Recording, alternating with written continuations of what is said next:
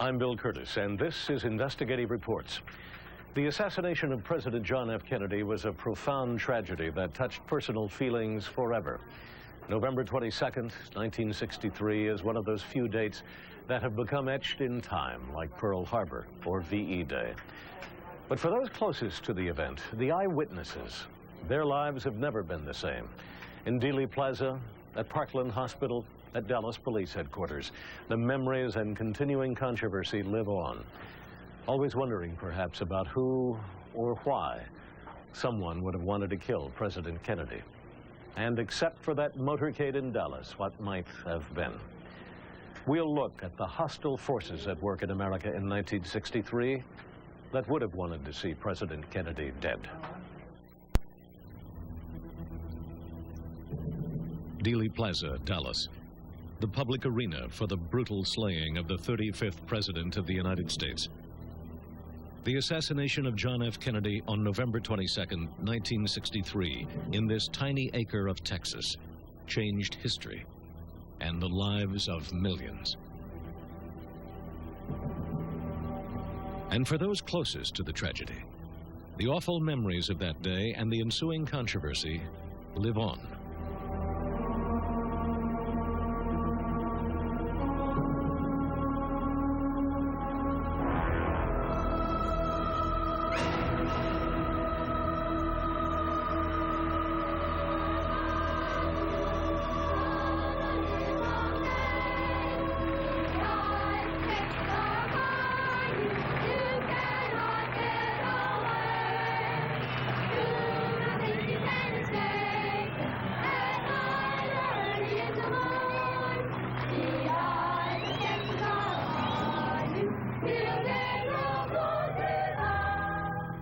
On the morning of the assassination, Bill and Gail Newman had gone down to Dealey Plaza with their children to watch the presidential motorcade pass. They were the closest spectators to the tragedy, and their account is echoed by many others who were there.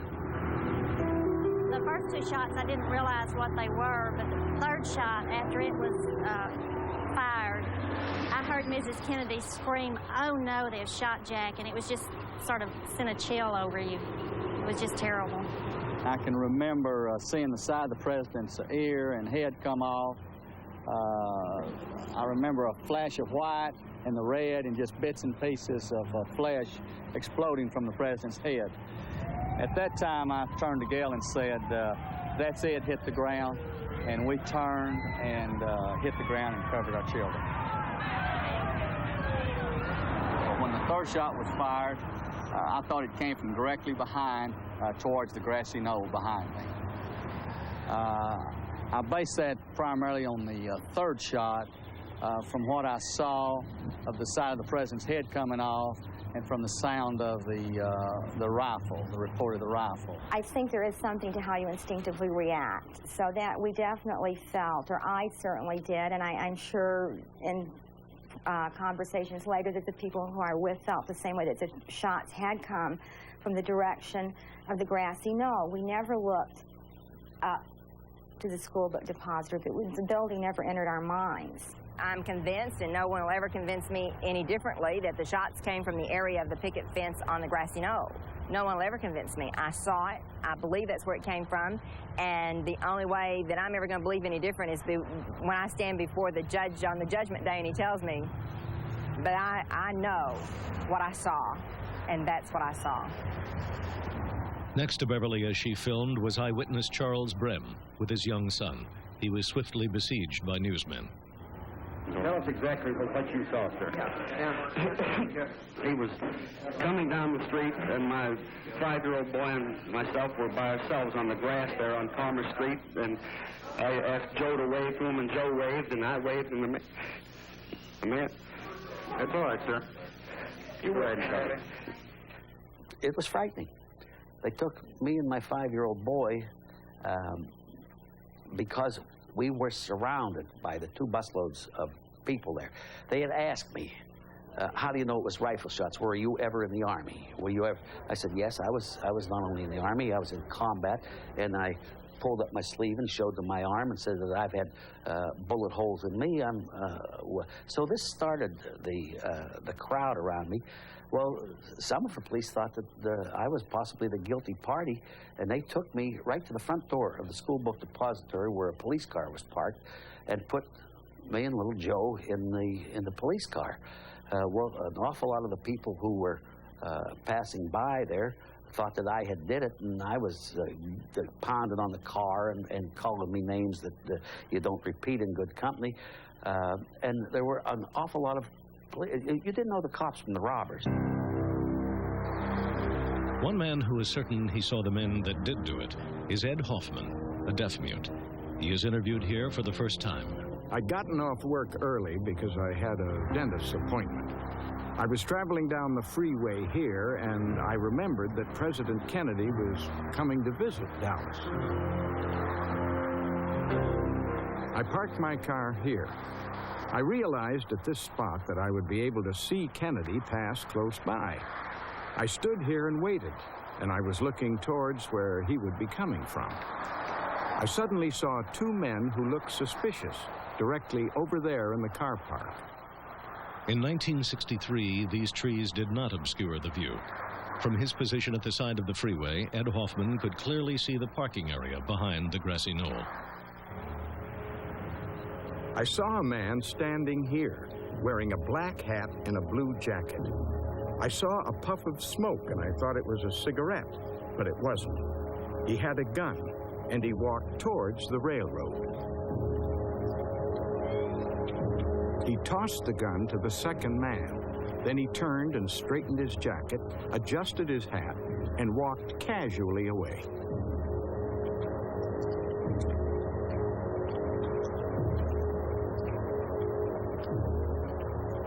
The man with the striped shirt, the railroad shirt, walked over to the electrical box with the gun.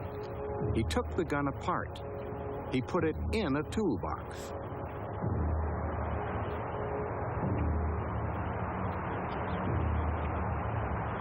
He then walked slowly away in the direction of the railroad track.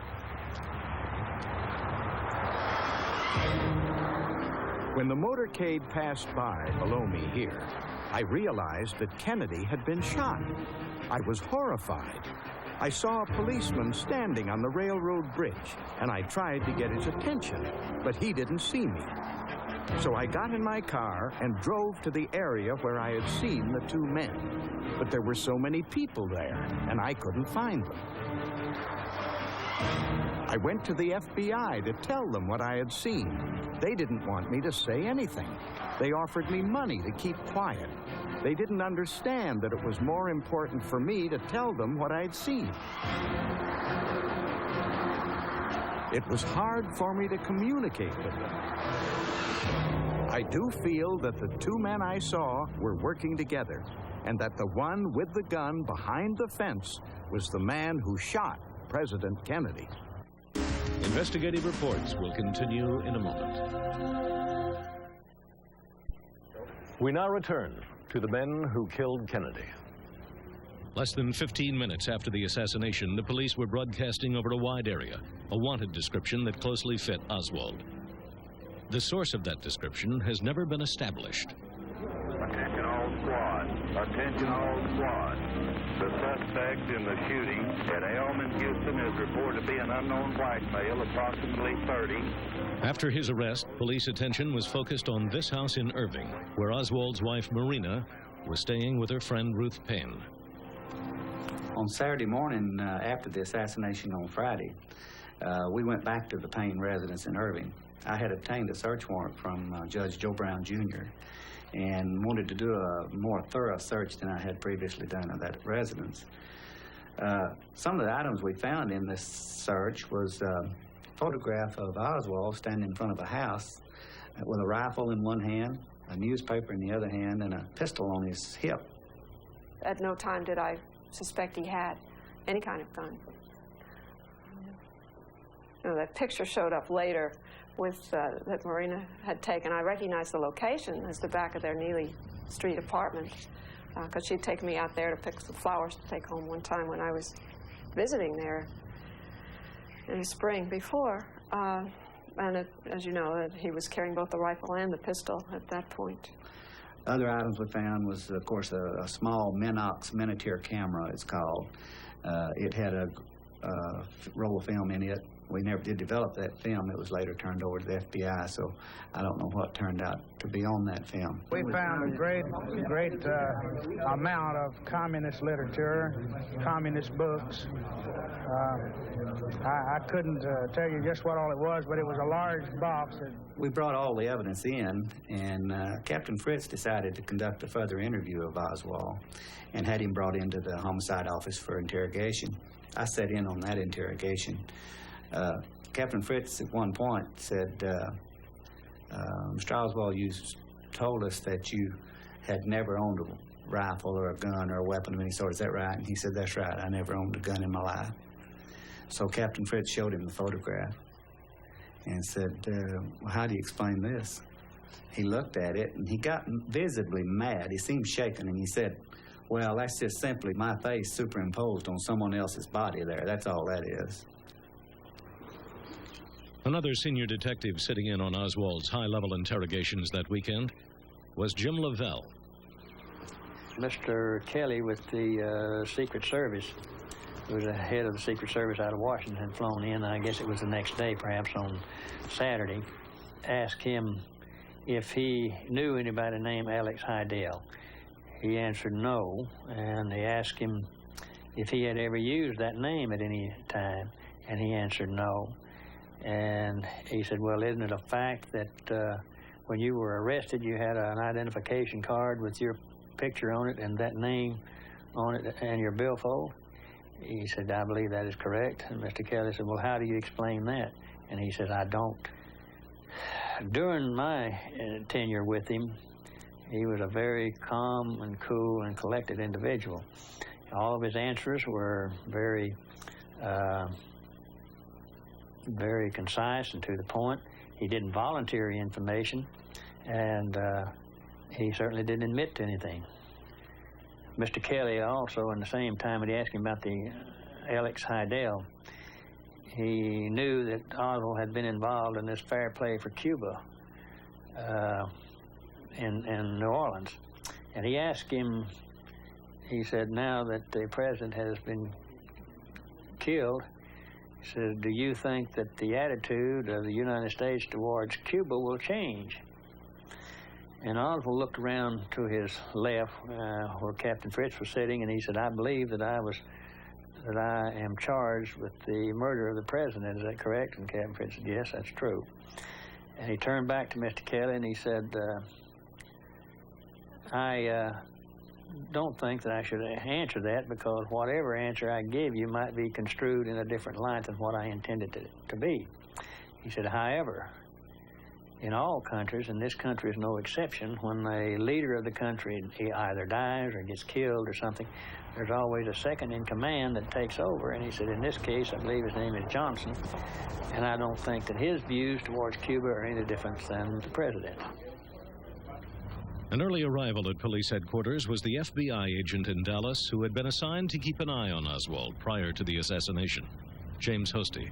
His behavior when I talked to him on the afternoon of the assassination for approximately 1 hour was that of a person who was very calm, cool, and collected. He claimed that he was in the lunchroom at the time of the assassination by himself. He was also asked by Captain Fritz, did he bring a weapon into the building that day, and he said no, he had not, but he had seen the manager, Mr. Truly, had brought a rifle into the building a day or two before. This was later checked out and proved to be true, that Mr. Truly had brought a rifle in and he was going to go deer hunting with it and shown it to several of the people in the building. The interview was terminated because Oswald was taken out for a lineup. Oswald was placed in 4 different lineups, 3 on Friday, a 4th on Saturday. In the first 2 lineups, Oswald appeared with 2 police detectives and a jail clerk. These men were wearing clothing quite a bit nicer than Oswald, but moreover, they did not resemble Oswald in appearance. They were heavier, older. One of them had blonde hair. The police were gave fictitious names and occupations. Oswald gave his real name, his real occupation to Texas School Book Depository. This information was being widely disseminated even by the time of the first lineup. In the second and third lineups, Oswald appeared with men who were quite a bit heavier, older. Some of them had blonde hair. And in the fourth lineup, which was the most outrageous of all, Oswald appeared in the lineup with 2 teenagers and a Mexican. And in the second, third, and fourth lineups, Oswald complained bitterly to police about the manner in which the lineups were being conducted. And he berated the police, demanded legal representation, and it was very, very apparent to any witnesses that Oswald was the suspect. There are established criteria for the fair and proper conduct of police lineups. By any stretch of the imagination, every rule in the book was violated by the Dallas police in the conduct of each of the 4 lineups that weekend. When they first filed against Oswald for killing President Kennedy, they put in the complaint that Oswald did kill President Kennedy in the furtherance of an international communist conspiracy. The White House called down to the district attorney and vehemently objected to that, in which then the district attorney removed this statement from the original complaint. Because of this, the White House was extremely upset with the local authorities, and we were under the strictest orders not to give them any information whatsoever at all about Oswald. This caused them to jump to the wrong conclusion and think that we were hiding something about ourselves when we were really cloaking the information about Oswald's Soviet and Cuban connections. In Mexico City, 2 months before the assassination, a man claiming to be Oswald had visited both the Soviet and Cuban embassies, demanding a visa, allowing him to travel to Russia via Cuba. He was unsuccessful. The American authorities were aware of this trip. I asked him if he'd ever been to Mexico City, and he became quite upset about that. But this was more, he was more startled. And he said something to the effect, "How did you know about that?" And then wouldn't speak about it anymore. Whether it was Oswald or an imposter in Mexico City, it was a connection the American authorities were anxious to conceal at all costs. James Hosty gives the official explanation for this cover-up. Oswald had been in contact with V.V. Kostakov, who was the Soviet KGB chief of assassinations and sabotage for the Western Hemisphere. I think the fact that Oswald had been in contact shortly before the assassination with a person of that nature, and due to the fact that he had spent 3 years in Russia, this would have caused the American public to become so outraged that it could have led to World War III. I believe for this reason they decided that they would keep this from the American public. Whatever the real mission was in Mexico City, the American authorities at the highest level were determined that it should never be revealed. In Mexico City, the CIA agents were instructed to cease and desist their investigation of a possible Castro connection to Oswald's assassinating of President Kennedy. There was a near mutiny among the CIA agents over this order to stop the investigation. The ambassador to Mexico City stated he was given orders from his superiors to stop the investigation, and then commented, well, if the president's own brother agreed with it, I guess we'd have to go along with it, which would indicate to me that Attorney General Robert Kennedy concurred with the order to stop the investigation of the Castro connection to Oswald.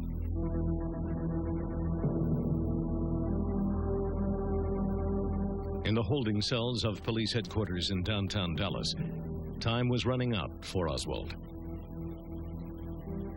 Throughout the relentless interrogations, he had offered no information other than vehemently protesting his innocence of the murders of both the president and Officer Tippit. 24 hours after his arrest, he was still without legal representation. Oswald called me from the jail on Saturday after the assassination. He actually called twice. The first time in the afternoon, he just asked me to try to reach a lawyer that he was trying to get to represent him. And I said I would, because I thought he should have representation, but I frankly was stunned that he called. that he asked for something from me at that point. That was a very brief conversation, and his voice was very flat, detached, like as if there was no momentous event going on around him or around me. And then he called again in the evening to try to reach Marina, and just asked for Marina just as if it were any weeknight after work. He normally did call it in.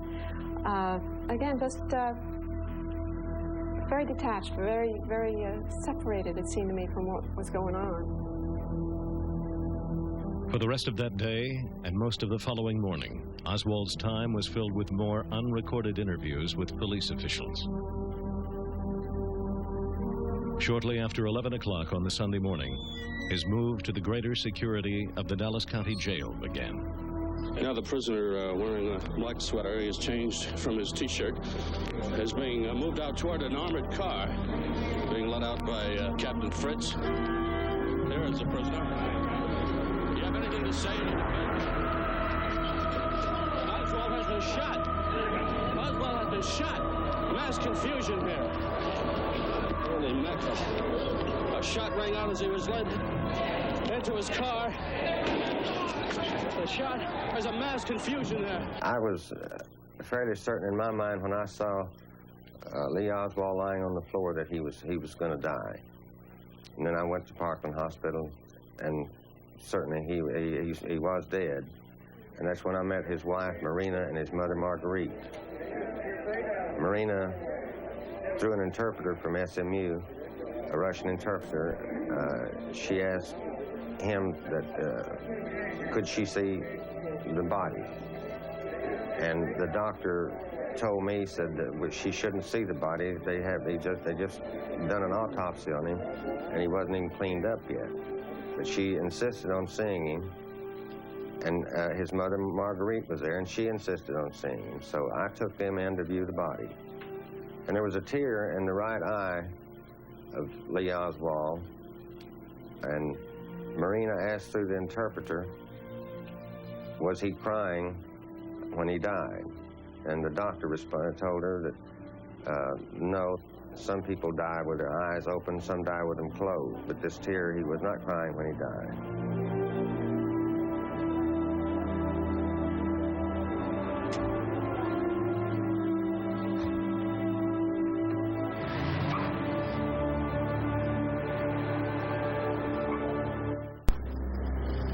Billy Grammer was a police communications officer on duty the night before Ruby killed Oswald.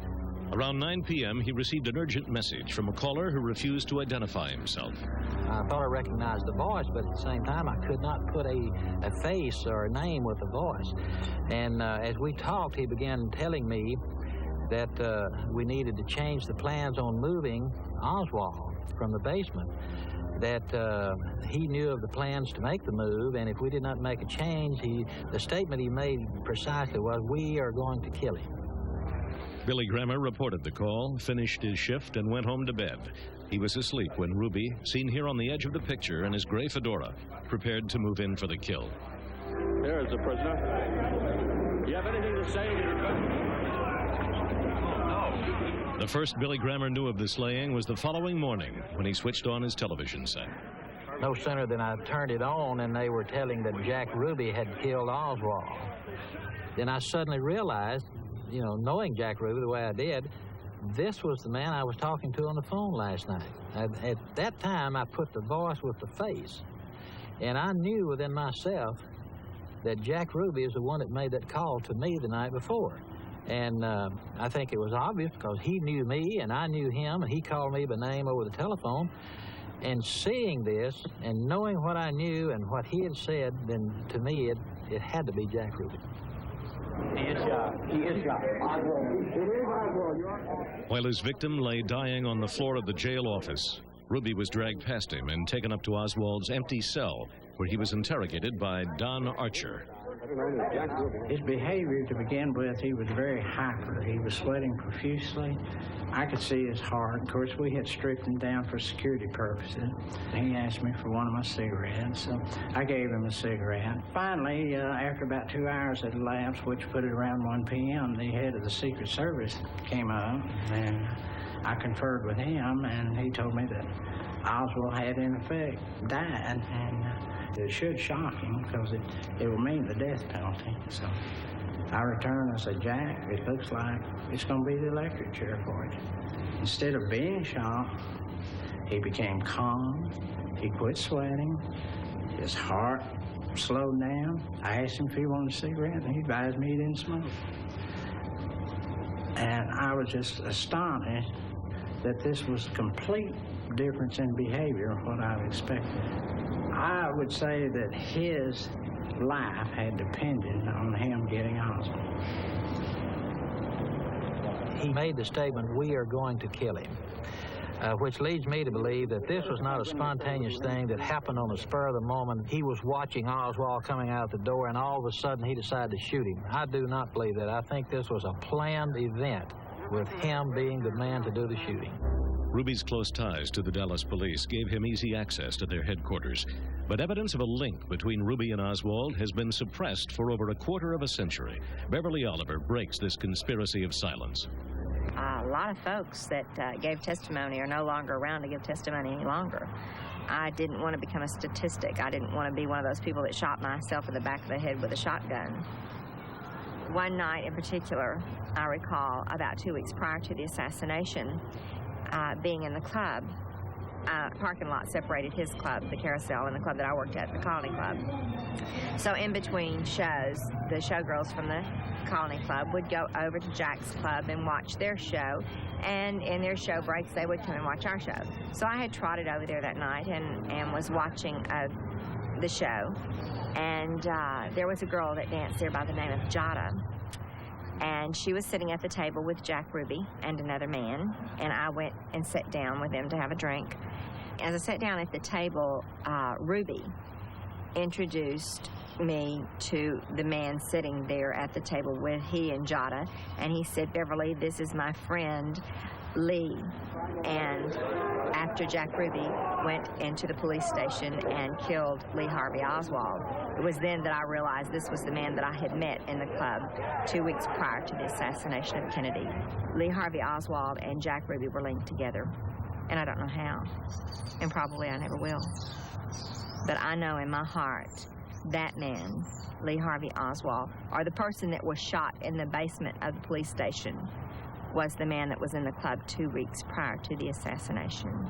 As a matter of fact, the next day, Jada gave an interview to the newspaper, and she said the same thing that I'm saying to you now, that she met Oswald 2 weeks prior to the assassination of Kennedy. However unfortunate it is, Jada is dead, or so they tell me.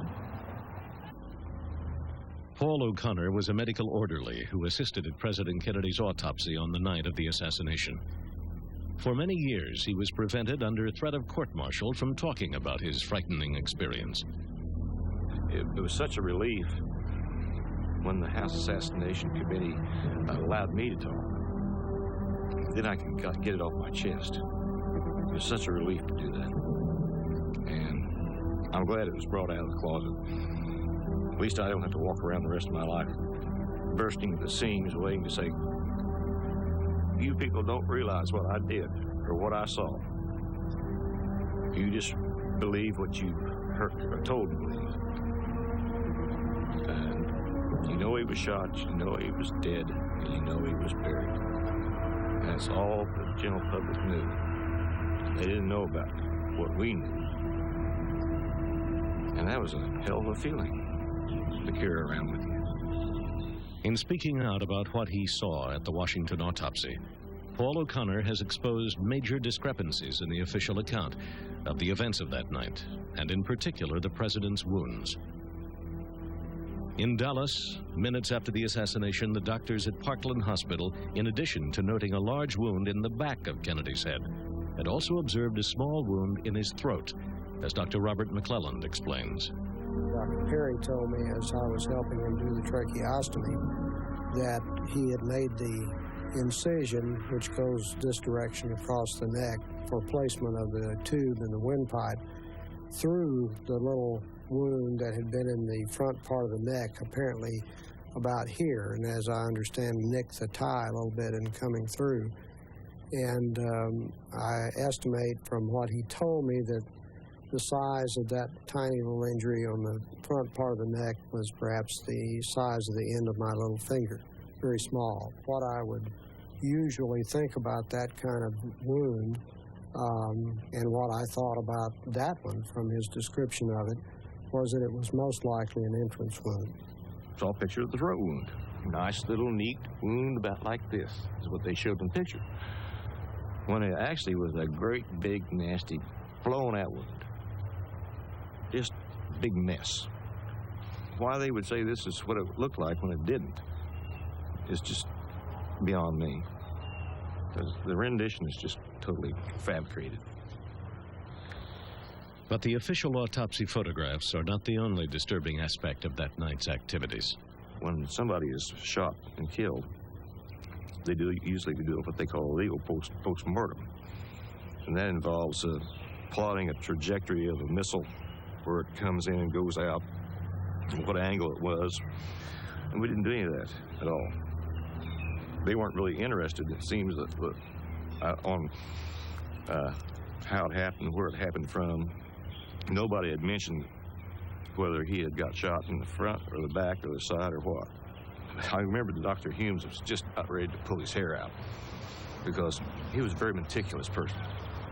And he'd start to do something, and Admiral Berkeley would say, "Don't do that." And he'd just tense all up, and we'd have to go to some other procedure. And I thought to myself, this is a very unbelievable, strange night. I felt like I was in some kind of a horror story that was real. But what really scared me was about several days later, after the autopsy, we were ordered into the commanding officer's office, all of us that had anything to do with the autopsy, where we signed orders that stated under penalty of general court-martial, you will not divulge any information or talk to anybody. That's what scared me.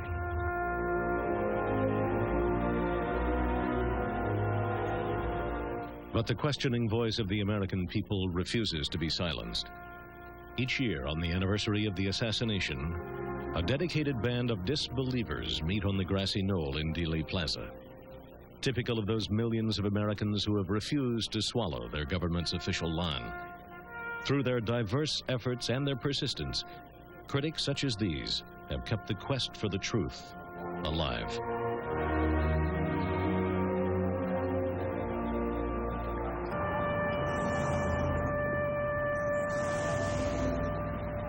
As with most people, I believed the Warren report at first. I think we all had to. We needed to know that there was no nameless they that got away with this, that it had been solved. But the more that was written, the more that we learned, the more questions there were. For every question that was answered, there were 10 more new ones that needed to be answered. And I felt that for my own sake, for all of our peace of mind, we needed to know more of what happened to President Kennedy. They didn't tell us the truth. It's a very valid criticism of the Warren Commission that it failed to follow up many, many important leads and witnesses that came to its attention. One of the best examples, I think, is the fake Secret Service man up on the grassy knoll and a Dallas police officer. Within a minute or two after the shooting, Officer Joe Marshall Smith ran up on the grassy knoll following the other witnesses. That's where they all went initially. And Joe Smith pulled his pistol when he spotted a man behind the picket fence up on the grassy knoll. And this was a man dressed in coat and tie. And this man, even looking right into Smith's revolver, said, "Hey, I'm Secret Service." And he pulled out some credentials that, to Officer Smith, indicated that this man was legitimate. Smith left him alone and went away, investigating other areas in the plaza. The important part is that the Secret Service at no time had any agents anywhere in Dealey Plaza, with the exception of the agents who were riding in the motorcade. So here's a guy passing himself off as a Secret Service agent to a Dallas police officer, and there was no Secret Service agent there. The Warren Commission either didn't know that or didn't want to know. They didn't even ask Officer Smith pertinent questions about that encounter. And to me, that's one of the great failings of the Warren Commission, and a typical example how important evidence was overlooked initially or lost at that time. Some new evidence that came out in late 1976, evidence that I was responsible for, in that the researchers had long been aware of recordings of the Dallas Police Department's radio channels. The department was using 2 at that time. And some interference began just a couple minutes before the assassination occurred. And that interference continued for 5 minutes or so after the assassination, and it effectively blocked all police communications on their main channel. What wasn't known was which officer was responsible for it. My thinking was that if the officer were in or very close to Dealey Plaza, his open microphone may have picked up the sound of the shots. From that theory sprang an investigation by the House Assassinations Committee, and after some digging they found what they thought were the original recordings. They had the scientists analyze the recordings and decided that after some tests and then firing some test shots in Dealey Plaza and recording those, that there were 4 shots fired during the assassination, perhaps as many as 6. And that, of course, proved conspiracy. For 2 years, through political turmoil, the House committee flourished. It investigated areas that needed to be investigated, some that we hadn't thought of before. Others, unfortunately, were overlooked. And as a result, after the dust cleared, we were given a report.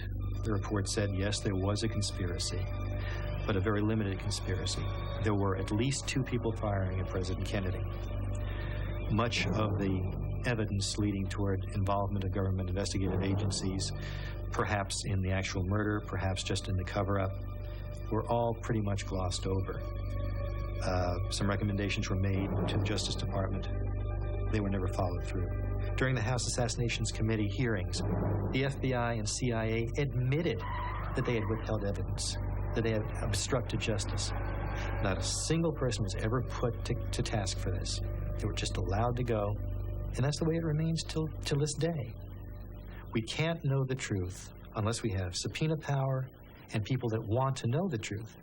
If they don't want to know the truth, whether because they don't believe in it or because they feel it's politically advantageous to themselves not to investigate it, then we'll never know the truth. But how can this country go on after a quarter of a century of this cover-up? How can we build on that? We're building on a lie. We've got to know the truth. The House Select Committee on Assassinations concluded, primarily on the acoustics evidence, but not exclusively, that there were 2 people firing shots in Dealey Plaza. And they decided, based on the scientific evidence that took a period of some 9 to 10 months to analyze fully, that shots number 1, number 2, and number 4 all came from the Texas School Book Depository building. But shot number 3 did come from the grassy knoll to the president's right front. Therefore, it's inescapable. Conspiracy because there were at least 2 shooters. So all this means that according to the United States government, there are now 2 official conclusions as to what happened. The Warren Commission says there was 1 shooter and 3 shots. The House Assassinations Committee says 2 shooters, a total of 4 shots. There's a conspiracy or there isn't. That's where we're stuck, and we have been since 1978. Given the nature of the president's most powerful enemies at that time, and who had the most to gain from the assassination, my feeling is that there are 4 groups that are suspect. The more militarily oriented of the anti-Castro Cubans, people who felt betrayed by President Kennedy after the Bay of Pigs, the mob, who wanted the gaming rights back in Havana. They were losing millions of dollars every day since Castro closed the casinos. The ultra-right wing, who hated President Kennedy for virtually everything he stood for. And the ultra-right wing hawks within the CIA, the ones who had been fired, or people related to those politically, who had been fired by President Kennedy after the Bay of Pigs. They all had a common goal. They wanted the president out of the way. They wanted Cuba clear of Castro and the communist threat in the Western Hemisphere. They had the most to gain. They had the motive, the opportunity, and the means to kill President Kennedy. If that is the cake, then the icing on the cake is the president's decision to withdraw the troops from Vietnam. That was the CIA's war. They wanted it, they wanted to promote it, they wanted to push it. The people who I think had most to gain, as they saw it, were the military-industrial intelligence complex. It's a myth that the intelligence agents don't make policy. They make it all the time. They always say they're carrying out policy, and sometimes they are. The people who had most to gain were those who didn't want the peace in the world that John Kennedy had tried to turn the world toward when he and Khrushchev worked out the solution to the Cuban Missile Crisis. The people who didn't want John Kennedy to be president were those who were making incredible fortunes from war production. Had Kennedy lived, I think we'd have had no Vietnam War, with all of its traumatic and divisive influences in America. I think we would have escaped that. I think the world would have escaped the 50,000 odd Americans dead and 300,000 more wounded and over 500,000 more hooked on dangerous drugs and tropical diseases. The divisiveness of that war that so many of the people thought unjustified and unnecessary and it shouldn't have been there. It split this country widely, and many of those things have lingered on since. Kennedy made a speech at American University in June of the year before he died, and he said, we live in one world, we got to breathe in the same air, and we got to live together, we're going to die together. He was very disturbed by our involvement in Vietnam, which he inherited. And there came a time when he called his generals in and spoke to them, and after he spoke to them, the Pentagon issued a small statement saying that we have re-evaluated our involvement in Vietnam and find that we can begin to withdraw our men. The plan was to begin by withdrawing 1,000 a month. 17,000 were to be withdrawn by the time of the election, which was a year later. One plane load reached the United States when John Kennedy was killed. 3 days after the assassination, the body wasn't yet in the ground. The Pentagon issued what they called a re-evaluation of its re-evaluation. And they said simply that we found that our re-evaluation was optimistic. And the rest is history. The whole world turned around on it. The world will not, within the lifetime of anybody living today, recover from just that. Kennedy represented the voice of hope, a voice of opportunity, a voice for the future, uplift. People could hardly stand on their feet. They'd jump up and down when he came along the street. And this great voice of hope for the future, of a better America, was stilled by the assassin's bullets. And people were depressed and mourned over it and thought we have lost our brightest and best in the head. The most important effect once the Warren Report came out was disenchantment and disillusionment, especially of that college generation. I can't tell you how many collegiate audience reflected this. All people of all ages reflected it on the radio talk shows, which spent a lot of time on this. So people lost their faith in the government, and the government earned that loss of faith. And I think perhaps the second is more important, that when the government justifies a loss of faith, it really is a deep subversion. The strongest ally the cover-up has had has been the American media, both because they are unable or unwilling to accept the conspiracy or the fact of the conspiracy, or because they know better and are serving their masters well. One of the two. None of the things that the critics brought to light were treated responsibly by any responsible element of the press. If it hadn't been for the kookiest of all, the radio talk shows, we critics would not have been able to reach the people we did, and they were very important. The Washington Post resisted it, the New York Times resisted it, the major TV networks resisted it, unless you had something nutty, unless you had something dramatic, unless you had something they knew wasn't true. But substantial criticism never had a voice. And that's what the working of a democratic society requires. Most of all, when it's a crime of the magnitude of the subversiveness of this one, the assassination of a president. If the press would just open their eyes, if the media would accept the fact of the conspiracy, instead of just arbitrarily disbelieving, we'd have some allies. A handful of critics and researchers in this case have gotten remarkably far on their own. But if the press would just be honest about it and question and do their job, we could learn a lot more. The fact of the assassination conspiracy is beyond doubt. Only the scope is in question. I'm a first-generation American. I'm the first member of my family born at least since the time of Christ. I can't go back to Adam. In freedom. None of my predecessors ever had it. And